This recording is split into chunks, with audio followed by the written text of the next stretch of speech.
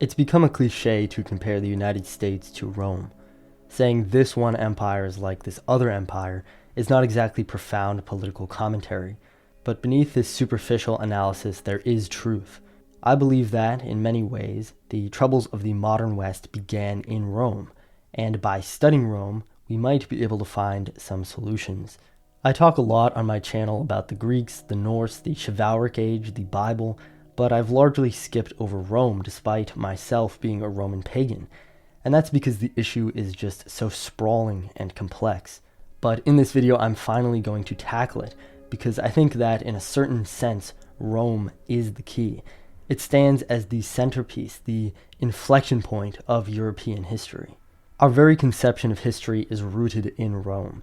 We measure history by whether something occurred BC, before Christ, or AD, Anno Domini, in the year of our Lord.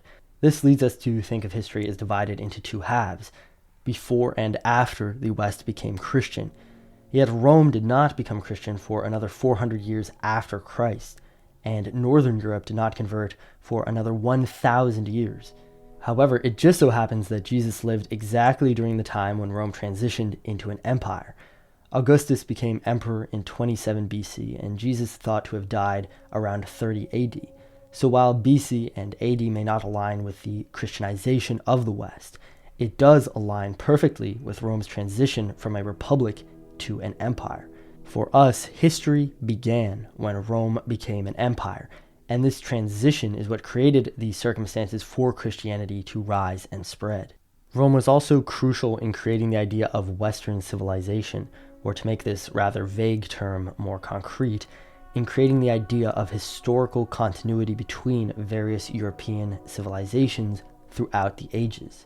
Rome embraced Hellenic culture and linked their civilization to the Greeks through the idea that, after Troy was sacked, the Trojans, led by Aeneas, came to Italy and joined with the locals to create the Roman founding stock. And this tradition would be continued after Rome fell, with the medieval English historian Geoffrey of Monmouth writing that Brutus, Aeneas's grandson, founded Britain, thereby passing the legacy and the authority of Greece and Rome on to Britain. And the founding fathers of the United States would also continue with that tradition, basing their republic on the Roman Republican form of government.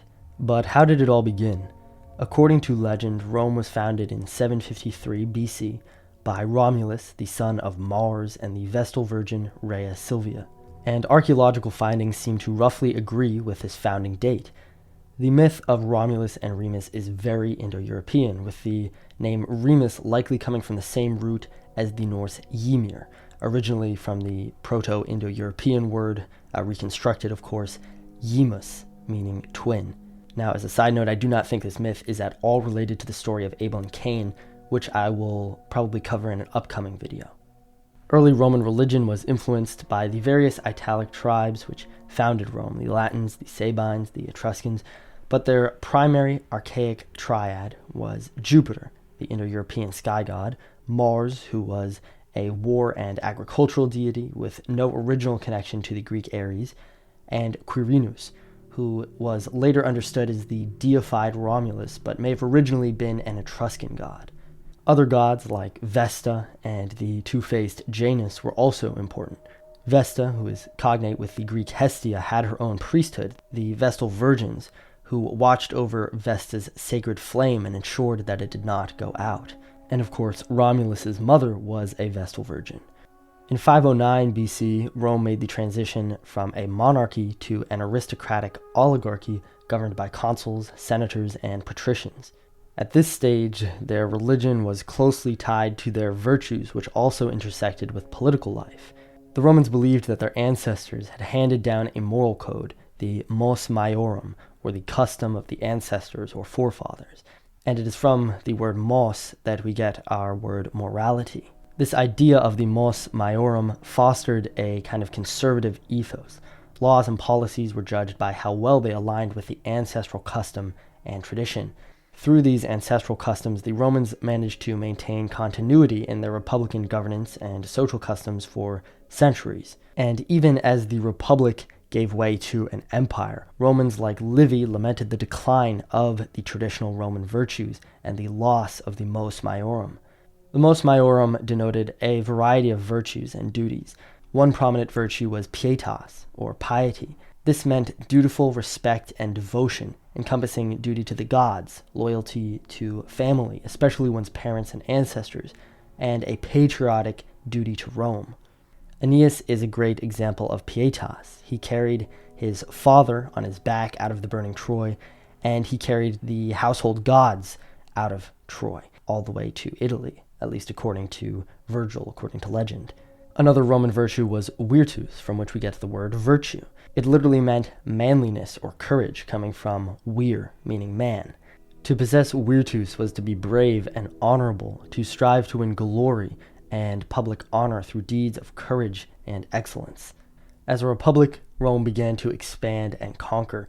It conquered the competing civilization of Carthage and the Hellenistic kingdoms, and it began to absorb Greek cultural influences, which diluted its distinct Italic traditions. Soon, Rome had basically become a cultural extension of Greece, and given the richness and authority of Hellenic culture, the shift makes perfect sense. The Romans began to identify their indigenous gods with the gods of the Greek pantheon. This is what people are talking about when they say that the Romans just stole their gods from the Greeks, which isn't really true. But nevertheless, their religion was Hellenized. The agricultural god Saturn was equated with the Greek titan Kronos. The Greek goddess Aphrodite was adopted and renamed Venus. The archaic triad of Jupiter, Mars, and Quirinus was replaced by the Capitoline triad of Jupiter, Juno, and Minerva. However, even after Hellenization, it's still not true that all Roman gods were simply borrowed from the Greeks. Many still retained a distinctly Italic character or origin. Mars, for instance, while likened to the Greek Ares, continued to be revered by the Romans as the father of the Roman people and a protector of agriculture in addition to war. The goddess Minerva, who was equated with Athena, seems to have been introduced to Rome via the Etruscans. Similarly, Diana was originally a local woodland goddess before being syncretized with the Greek Artemis. Some uniquely Roman gods also retained prominence, such as Janus and Vesta, and the Romans maintained a distinction between the de indigetes, the original indigenous gods of Rome, and the de novensides, the new gods.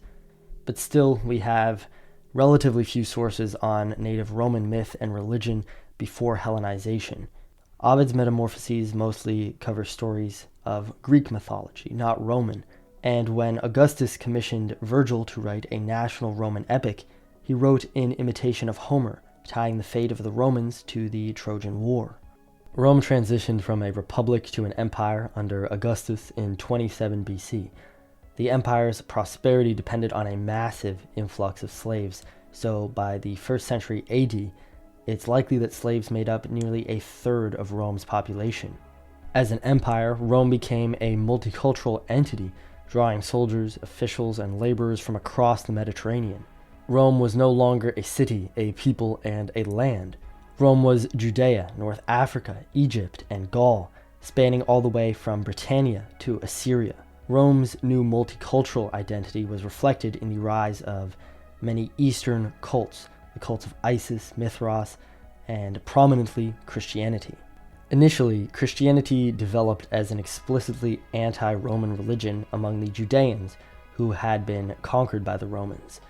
In the face of Judea's martial helplessness, Christianity offered an alternative, spiritual conquest. In Revelations, a woman clothed with sun, with a crown of 12 stars, representing Israel's 12 tribes, is chased by a great red dragon with diadem and crown, representing Rome, possibly Nero himself. The woman, Israel, is pregnant with the Messiah, which the dragon seeks to devour, but she escapes and Michael slays the dragon, and Jerusalem is reborn as a heavenly city, a foil to Rome. The Romans had Rome, a holy city, a land, and a people, and by the time of the empire, a now universal political and spiritual project, all contained within this one word, Rome, and embodied by the emperor. In Revelation, the heavenly Israel, both a city, a people, and a spiritual project, conquers Rome, and the Messiah triumphs over the emperor. So you can really see what's going on here when you look into the symbolism. Christian morality grew out of the Hebrew Bible, but it was also an inversion of the Roman pagan ethos. When Jesus casts out the demons say, "We are legion," the Roman legion, and he casts them into unclean pigs, the ultimate insult.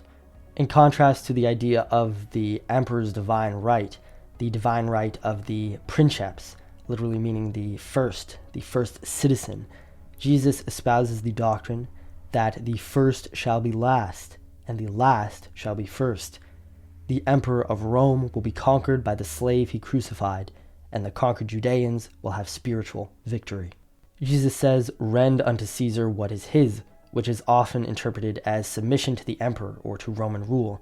But what he is really saying is that the coin, printed in the image of the emperor, representing the martial wealth and might of Rome's empire, is worthless. The soul, however, printed in the image of God and belonging to the kingdom of heaven, the kingdom of the Israelites, is what matters, and it is there that the Israelites rule. Give this world and the wealth of this world to the Romans. We triumph where it matters. Christianity as a spiritual development coming out of the religion of the Old Testament was only necessary as a reaction to the Roman conquest of Judea and the failure of Israelite military rebellions. Christianity, however, was also quickly universalized. While the initial Christians were all Israelites and saw their religion as a continuation of the religion of the Old Testament, it quickly became like the other popular Eastern cults of Rome, open to anyone, promising salvation. This was in part due to the fact that Jesus refused to lead a military rebellion against the Romans, despite ironically being executed on suspicion of rebellion. The Judeans had been waiting for their Messiah, a great warrior, to lead them in rebellion against Rome, so when a rabbi showed up claiming to be the Messiah and preaching pacifism and spiritual victory, many of course saw this as blasphemous, as insulting. In 66 AD, the Judeans rebelled against the Romans but were crushed, and their temple was destroyed. This meant that the temple-based religion of the Old Testament was no longer possible, and the religion of the Old Testament split into Rabbinic Judaism for those still committed to Israel's identity and the Israelite nationalist cause, and into Christianity, which was open to all and advocated for the abandonment of the religions, customs, and laws of the Old Testament. Thus, the religion of the Israelites split into two religions, one still exclusive, one universal. As a universal cult of salvation, Christianity gained traction among the urban poor and slaves who felt no connection with the native Roman identity and gods. The Romans to them were decadent oppressors, and they were not exactly wrong. In their prosperity, the Romans had indeed become very decadent. Christianity also gained traction among the wives of wealthy nobles who would have been affluent, urban, and open-minded. Here you could draw comparisons to liberal sentiments in the modern West. Now we have to briefly discuss what exactly decadence is and what its causes are. Decadence fundamentally is distance from nature, that is, from the natural world and from one's own nature, which is the instincts. We usually use the word nature in three ways: to refer to the natural world, to refer to the instincts, i.e. to human nature, and to refer to one's individual nature, the character and traits which one was born with. In an opulent empire like Rome, three things happen. Firstly, the citizens who live in urban centers lose contact with the natural world. Their life is affected almost entirely by artificial creations and structures, culture, class concerns, etc. The pressure of the natural world is almost removed entirely. Therefore, people also lose contact with their inner nature. Eating becomes detached from the slaughter of animals, the sexual instinct from reproduction. Daily life is removed from the concerns of survival, and the nature of life, which we come to know through observing the natural world, becomes obscured. Thus, we as organic beings lose sight of our own nature, of what we are. In these abstracted, hyper-civilized urban environments, the instincts do not have their natural outlets, and therefore they begin to misfire. These instinctual energies do not just go away, they need to be expelled, so they come out in strange ways, in orgies, in the Colosseum, or even in self-destructive behaviors. This is why we see the same types of quote-unquote decadence today which we saw in Rome. The underlying causes are the same. Domestic urban civilization does to the instincts what cell tower signals do to birds. We become confused and disoriented. Furthermore, every people and civilization has a unique collective nature, as Carl Jung observed, and ancestral religious ritual keeps people in contact with that nature. The Roman spirit, the Roman civilization, and according to their myths, their very race stemmed from Mars, the god of war and agriculture. But by this time, the native Roman religion and culture had been largely obscured and forgotten, replaced by Hellenic and Eastern culture. The Romans had lost touch with their nature, with their customs, with their ancestry. In his Germania, Tacitus, who died in 120 AD, praised the Germanic tribes for their virtue, contrasting it with the perceived decadence and moral laxity of the Romans. In the laws and customs of the Germanic tribes, who shared the same pagan, steppe-influenced heritage as the early Romans, Tacitus likely saw an echo of the spirit out of which Rome had been founded and from which it had strayed. In 212 AD, the Emperor Karl granted citizenship to all free inhabitants of the empire, making Roman citizenship and thus Roman identity officially universal. To be a Roman no longer meant to be a son of Mars. Anyone with citizenship in the empire could be a Roman. Rome had officially been transformed into a universal political project, paving the way for a universal spiritual and moral project to become the dominant religious identity of the empire. In 313 AD, Christianity became the official state religion under Constantine, even though it was still by far a minority religion in the empire. Even so, the transformation of Rome from a people into a universal political project was complete. Citizenship and faith were no longer tied to blood. Rome's universal political project merged with Christianity's universal spiritual and moral project. The emperor ruled under the divine authority of Christ. Caesar and Jesus, living not far apart from each other temporally, both betrayed and murdered, merged into one authority, one symbol of Rome, ironically represented by the cross, the Roman execution method used to kill Jesus.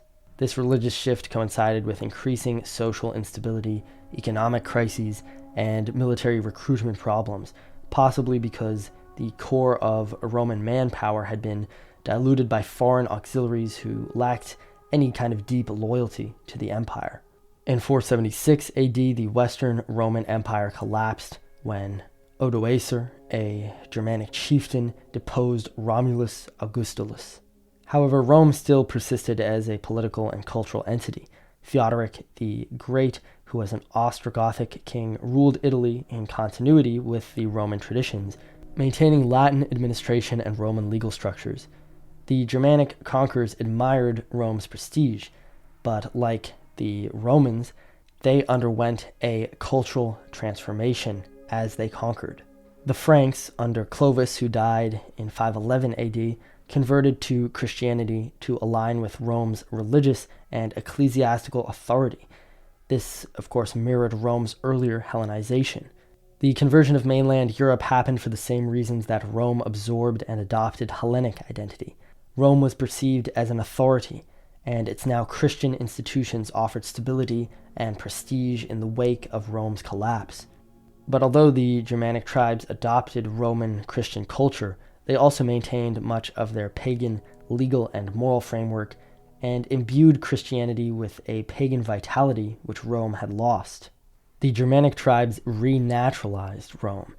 As with all barbarians, they still lived close to nature and were untouched by the decadence of urban Rome. As we saw with the original Indo-European invasion of Europe from the steppe, a mobile lifestyle and harsh natural environment creates hard, disciplined, warlike peoples who have martial advantages over settled peoples, even if the settled peoples have a more complex civilization, more resources, and a more organized military, like the original farming populations of Europe or like the Romans. When barbarians conquer a settled people, in a certain sense, they re-imbue that civilization with nature. And in this case, the Germanic tribes also carried with them the original martial, pagan ethos of the Indo-European steppe peoples, despite their recent adoption of Christianity.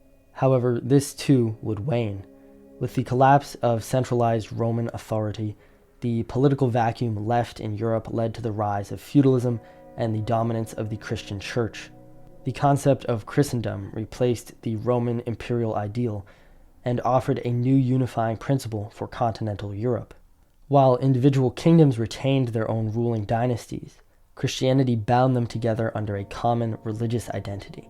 Slowly, ethnic and tribal identities, once central to religion and governance, faded into the background, along with the traditional values and religions of Europe, the worldview and values seen in the Norse sagas and in Homer, those held by the early Romans. While many pagan laws, customs, values, beliefs, and of course the pagan languages and the peoples themselves persisted under Christendom, slowly a spiritual and cultural amnesia was taking place. The Norse, however, remained pagan. They were nothing like the filthy pirates which are depicted in modern-day Viking TV shows. They had a well-organized society with civil laws, a rich religion, rich oral traditions, and the ancient beliefs about kinship, honor, fate, and the gods perfectly intact. During the Viking Age, beginning in about 800 AD, the Norse continually raided mainland Europe and extorted their kings for wealth. This dismisses the myth that the European pagans were inferior and in need of some kind of Christian enlightenment, since only about 1,000 years ago there was still a flourishing pagan society in Europe which had great advantages over the Christian mainland. However, Scandinavia is comparatively scarce for resources, which is why so many Vikings set out in search of new farmland to settle in England, France, Iceland, Greenland, and even making it to Canada. So as mainland Europe gained strength, and the Vikings settled in France and England, integrating with their now Christian culture, the Norse could no longer rely on the wealth which they abstracted from the mainland. Therefore, as continental Europe emerged from the instability of the early Middle Ages, they gained the upper hand, and trade and military alliances became advantageous for Norse kings. Additionally, Christian institutions offered pagan kings great advantages which they did not enjoy, like the divine mandate of God, hereditary monarchy, and the governing apparatus of the church. This is why the conversion of Scandinavia was primarily a top-down process, with kings using the church to consolidate their rule, as had happened earlier on mainland Europe. In 985 AD, Harold Bluetooth converted to Christianity, or more accurately to the system of Christian monarchy, and Sweden, Norway, and Iceland followed shortly after. By the 12th century, Christian monarchy was the universal form of government and religion across Europe. The Norse conversion to Christian monarchy happened for the same reasons that the Germanic tribes and Celtic tribes converted to Roman Christianity, and the Romans converted to Hellenism. In history, political power is the iron law. However, as I've argued in other videos before, by the time the Norse had become Christian, there was already a renaissance of pagan values occurring on continental Europe. Among the aristocracy, authors like Chrétien de Troyes and Marie de France took Welsh and Brittonic pagan stories and imbued them with values from the classical texts which they would have been well studied in, creating a new code of morals which was much like the old pagan one, albeit with Christian flavor and influence. We often think of the chivalric codes of the late Middle Ages, the courtly knights like Lancelot, as the flower of medieval Christian culture, which I wholeheartedly agree with. But these new chivalric ideals were distinctly heretical. Characters like Lancelot were later condemned by the authors of the Vulgate and Grail cycle for pursuing glory and love over God, and for having adulterous affairs like that between Guinevere and Lancelot. In the Italian Renaissance, which followed shortly after, this still somewhat implicit critique of Christian values became very explicit. The Florentine writer Niccolò Machiavelli explicitly critiqued Christianity, arguing that it had made Europe weak by promoting meekness, passive suffering, and focusing on the afterlife instead of the love of one's people, nation, and the pursuit of excellence and glory. In The Prince and the Discourses on Livy, Machiavelli advocates for Roman-style republican governance and contrasts the pagan religions, which he argued inspired courage and ambition, with the self-denial of Christianity, which he saw as politically and socially weakening.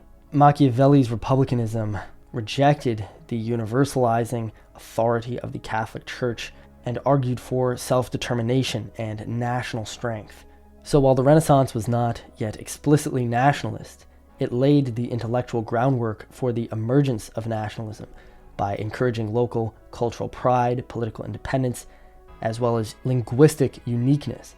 Instead of writing exclusively in Latin, the tongue of the church, writers like Dante, Cervantes, and Shakespeare wrote in their native tongues, which in a way was celebrating their national identities. As Renaissance humanists studied pagan history and philosophy, the idea grew that each people has a unique spirit, a unique destiny, and governing ethos, independent from a universal Christendom. This idea continued into the Reformation, where Martin Luther's challenge to the papacy in 1517 was not only a theological revolution, but also a nationalist movement. He sought to break Germany's religious dependence on Rome and emphasized the vernacular language over Latin. Bibles began to be printed in German. The Enlightenment was in many ways a reaction to the Renaissance, emphasizing universal reason. But it also strengthened the emerging idea of nationalism by promoting the idea of the sovereign nation-state. Enlightenment thinkers like Locke and Rousseau rejected the divine right of kings and argued that governments should be based on the will of the people. They suggested that every people should govern themselves rather than being ruled by monarchs. And though these Enlightenment thinkers largely relied on a kind of secularized Christian framework, in the idea of liberty, the free man, and the sovereign people, pagan ideas of governance were reemerging in opposition to the universalism of Christian monarchy. Enlightenment ideas inspired the French Revolution and the overthrow of the monarchies, and this revolutionary nationalism spread across Europe through Napoleon's campaigns. This allowed for the growth of a cultural nationalism, where people began to see their history, their language, their folklore, their myths, as their primary markers of identity, rather than any kind of universal Christendom or universal imperialism. In the late 1700s and in the 1800s, Romanticism took hold as a reaction against the rationalism of the Enlightenment. Romanticism emphasized emotion, history, mythology, and the unique spirit of each nation. It was directly linked to nationalism, since Romantic thinkers and authors sought to reclaim the folk traditions, myths, and histories of their own unique nations. Thinkers like Johann Gottfried Herder argued that each nation has a unique Volksgeist, or national spirit, shaped by its language, folklore, and ancient traditions. Unlike the Enlightenment thinkers who saw universal reason as the basis of civilization, Herder believed that culture was organic and deeply rooted in a people's past. He argued that no culture was superior to another, rejecting this idea of any type of universal civilization or universal political or spiritual project. Romanticism fueled 19th century nationalist movements such as the unification of Germany and Italy, and Greek independence from the Ottoman Empire, and Polish and Hungarian nationalist revolts. And these movements often involved a romanticization of a people's past, their pagan past. During this time, Germany played a crucial role in the revival of Europe's pagan cultural identity. Following in the footsteps of Machiavelli, Nietzsche explicitly rejected Christianity, praising the values and religion of the pre-Christian pagans. Meanwhile, Richard Wagner's operas celebrated Germany's pagan heritage and rekindled interest in pre-Christian pagan culture and in the old gods. Europe was on the brink of a pagan resurgence. However, we know all too well what happened next. After the unparalleled destruction which World War II brought upon Europe, nationalist fervor combined with an idealization of pre-Christian pagan heritage was seen as a driving force behind the war.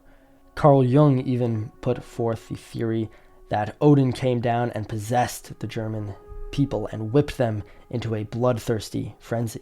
As a result, in the wake of the war, nationalism was delegitimized and replaced by universal liberalism under American hegemony. The United States established a global economic and military order through institutions like NATO and the UN. Just as Rome abandoned its heritage in favor of imperial universalism, the United States, once isolationist, adopted a similar path, promoting a borderless, value-based citizenship model for the entire West, which was now effectively their empire. This new liberal world order was established on the premise that international cooperation and shared values were the antidote to the tribalism that led to World War II. In this new order, nationalism was seen as dangerous, synonymous with dictatorship and war, while open borders and universal human rights were promoted as safeguards against future conflict. In this way, in the new liberal order, we see a kind of resurgence both of the Enlightenment's idea of universal reason and of the idea of Christendom, now repurposed under the banner of liberalism. Yet the great irony of this universalist liberal ethos is that it ultimately leads to the erasure of distinct cultures and identities, which is precisely what it claims to guard against. And further, it was not nationalism itself that caused World War II, in my opinion, but technological advancements that made warfare more destructive than ever before. Throughout history, we've seen similar violence: the French Revolution, the Catholic-Protestant wars, the devastating Roman campaigns against the Germanic tribes. But only in the modern era did we have this ability to conduct such large-scale industrial massacres. After World War II, we've adapted to these new war technologies and put measures in place which at least attempt to prevent genocides and the use of certain weapons. Yet, under liberalism, war has not been eliminated. It has simply been repurposed under the banner of spreading liberal democracy and human rights. Liberalism is just another form of imperialism. As a result of the imperial universalism of the liberal order, the modern West now faces an identity crisis similar to that of late Rome. Mass migration combined with the erosion of historical memory has led to a society disconnected from its founding myths, traditions, and ancestral values. Consumerist capitalism doesn't help with this either. The idea of a nation has shifted away from an ethnic and cultural heritage to just a legal designation. And the result of all of this has been the loss of the traditional moral, religious, and legal codes that shaped European civilization for millennia. The values of heroism, fate, kinship, hospitality, and honor now seem a distant memory to us, and increasingly the once unique cultures of the West are being absorbed into this homogenized and rootless modernity. As we've discussed, pagan values have experienced periodic revivals, from the Renaissance to the Romantic era, but today what we face is unprecedented, the threat of our original founding spirit being entirely forgotten. The great danger now is that there are no barbarians at our gates, no people who still live by the laws of nature and according to the ancient customs, who can renaturalize the artificial world which we have created and re-imbue our civilization with its founding spirit. It is only through an encounter with nature that a decadent civilization can be refounded. This was the meaning of the mythological hero's journey into the wilderness, as well as the practical purpose of the historical expulsion of youths into the wilderness. And since there are no barbarians left in the West, it is up to us to become the barbarians. That is, to renaturalize and rewild ourselves by breaking through the artificiality of civilization and by reconnecting with our own nature through our ancestral customs. This, however, is no easy task. Almost every aspect of our civilization, from the food we eat and the lifestyles we live to our morality, has been abstracted, has become synthetic and disconnected from nature. Luckily for us, in texts like the Iliad, the Odyssey, the Norse sagas, and Irish heroic literature, we have a reservoir of the teachings of our ancestors to show us the way. In these texts, we find the beautiful and natural moral and ethical codes out of which our civilizations grew. This is why I have created my heroic literature course. In learning about these texts and their true meanings, we come closer to our own nature, but also closer to the realities of human nature and the natural world. We rid ourselves of the fog of modernity and become able to see life again as it is and as it should be. We need not start from scratch. Everything is already laid out for us. Our journey is one of rediscovery, reorientation, and re-evaluation, to use Nietzsche. This needn't be an age of decline. This needn't be the end of our story. This could be just the beginning, but it's all up to us. The future rests on our shoulders. Esteemed Senators, I take this first moment before you not to glorify myself, but to honor my father. In his honor, I declare that my term as consul shall usher in a new era, an era of moral virtue, of dignity. The debauchery and chaos we have had to endure will now end. Rome shall be again as she once was, a proud republic of virtuous women and honest men.